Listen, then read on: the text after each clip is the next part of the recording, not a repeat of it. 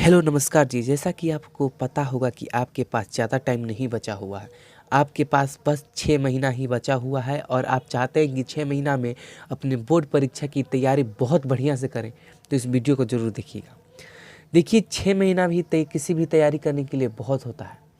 तो अभी हम जनन चैप्टर से कुछ बहुत बेहतरीन क्वेश्चन चुन के लाए हैं और एकदम मोस्ट वीवीआई एग्जाम के लिए है, 2024 के लिए एकदम मोस्ट वीवीआई है।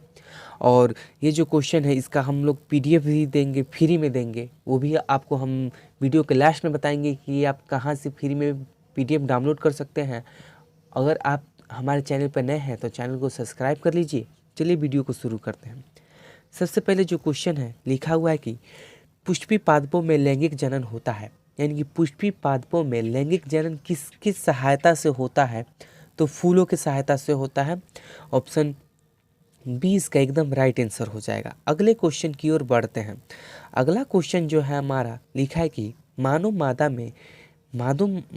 मादा के जनन तंत्र का भाग नहीं है, यानी कि इसमें से कौन मानव मादा के जनन तंत्र का भाग नहीं है? तो शुक्रवाही का, ये पुरुष का भाग है, जनन तंत्र का भाग है, तो ये मानव मादा में नहीं पाया जाता। तो ऑप्शन सी इसका एकदम राइट आंसर हो जाएगा। अगले क्वेश्चन की ओर बढ़ते हैं।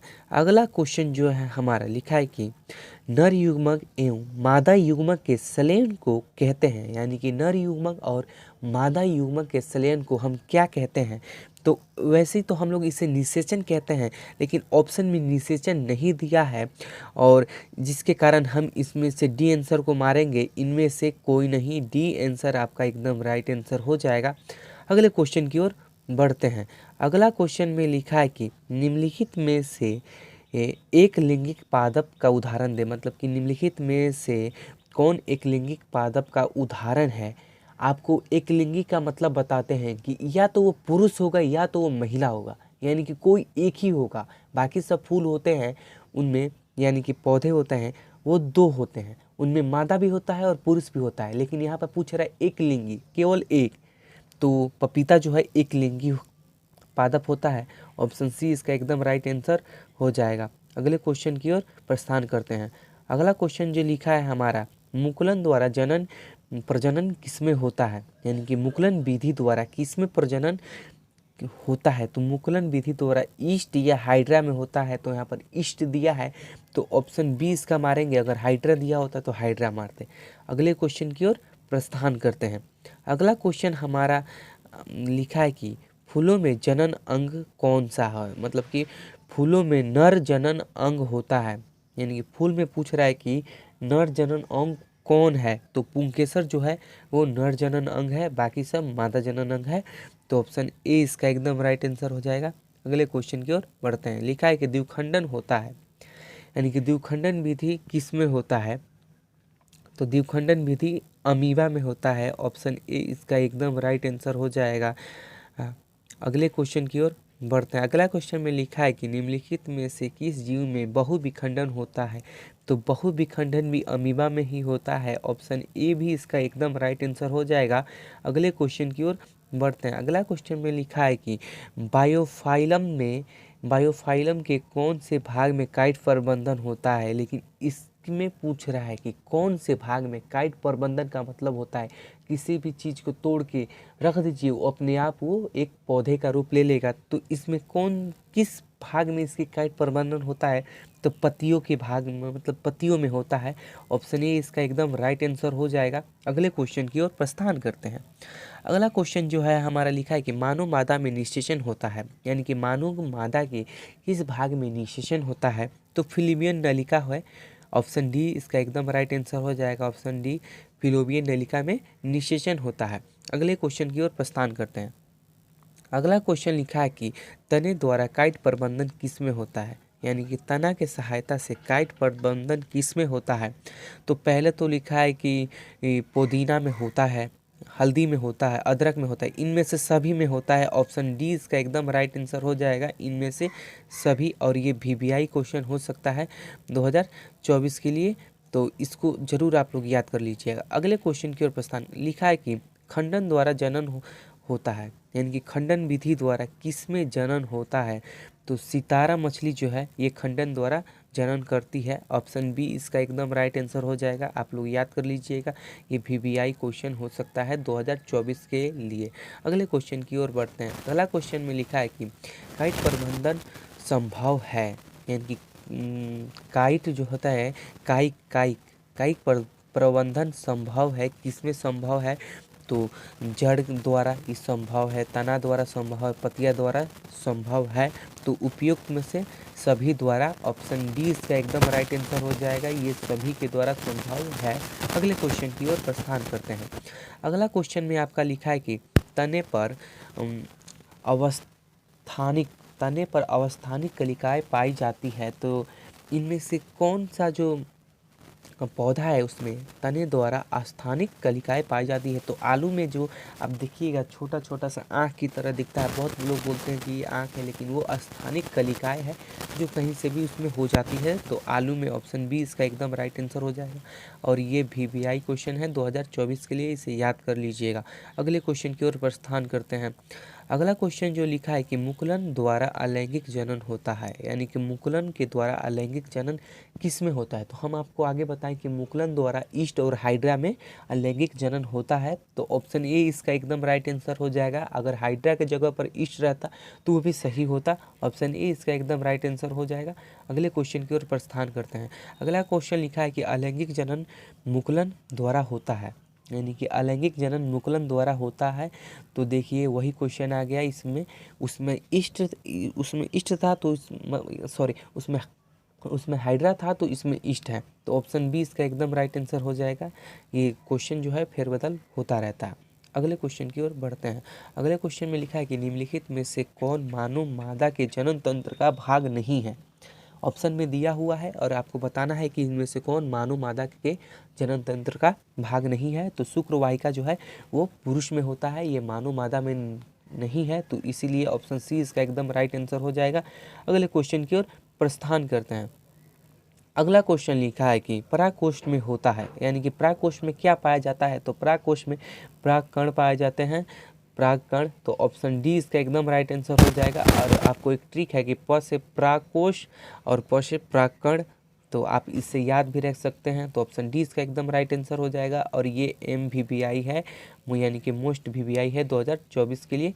अगले क्वेश्चन की ओर प्रस्थान करते हैं। अगला क्वेश्चन में इसको थोड़ा छोटा कर लें। अगला क्वेश्चन में लिखा है कि गतिशील जनन कोशिका को नर युग्मक तथा जिन जनन कोशिकाओं में भोजन का भंडार संचित होता है उसे क्या कहते हैं?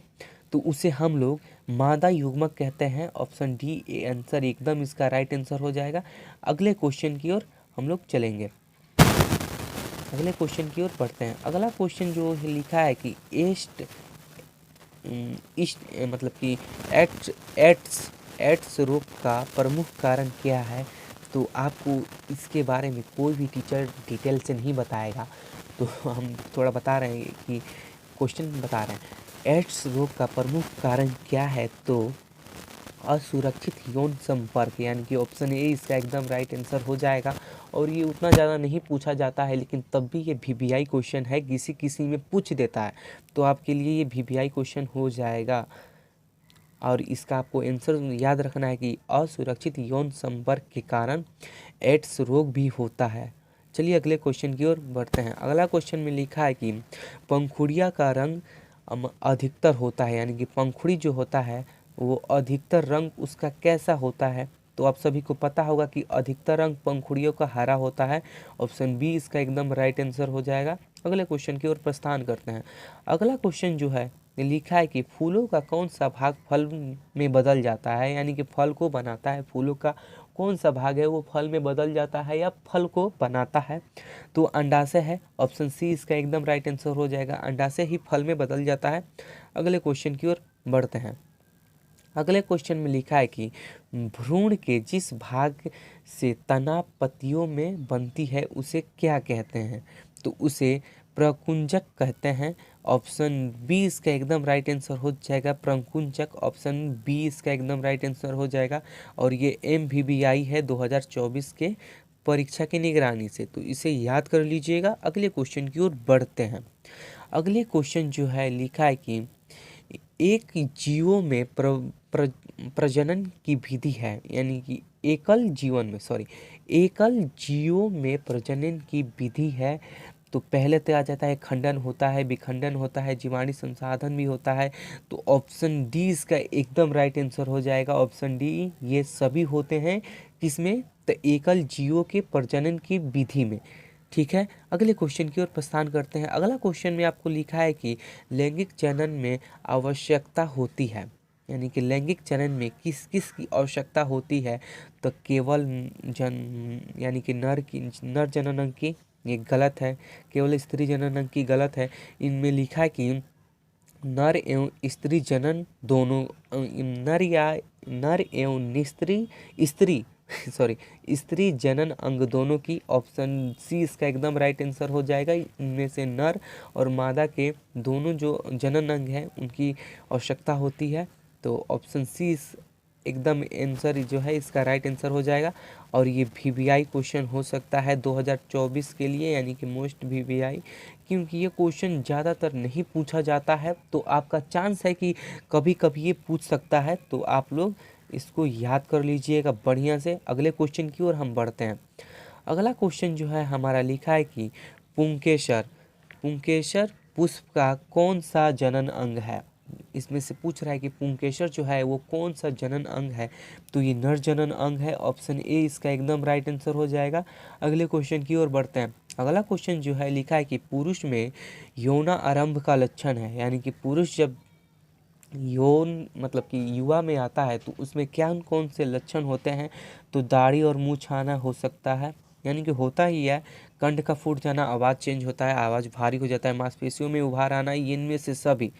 ऑप्शन डी आंसर इसका एकदम राइट आंसर हो जाएगा, ऑप्शन डी। और ये वीवीआई क्वेश्चन हो सकता है 2024 के लिए। ठीक है, और इसका जो क्वेश्चन है वो फिर से आपको हम रिपीट कर रहे हैं कि पुरुषों में यौना आरंभ का लक्षण है तो मांसपेशियों में उबार आना, कंठ का फूट जाना और दाढ़ी और मुंह छाना, इनमें से सभी हो जाएगा। अगले क्वेश्चन की ओर बढ़ते हैं।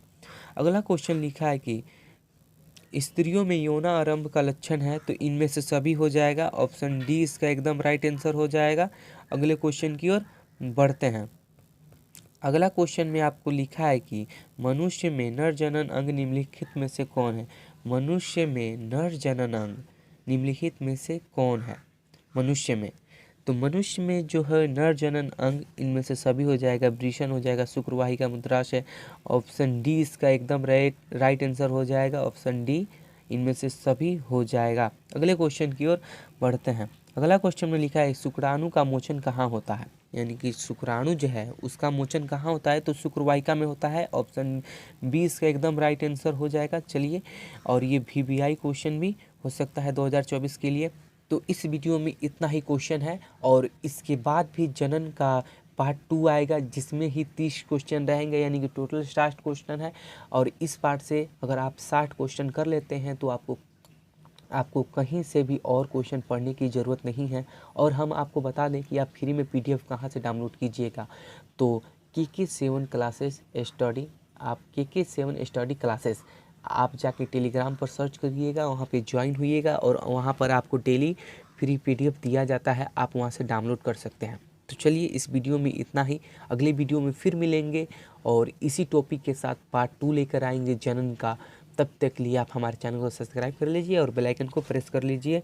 और तब तक लिए जय हिंद, जय भारत।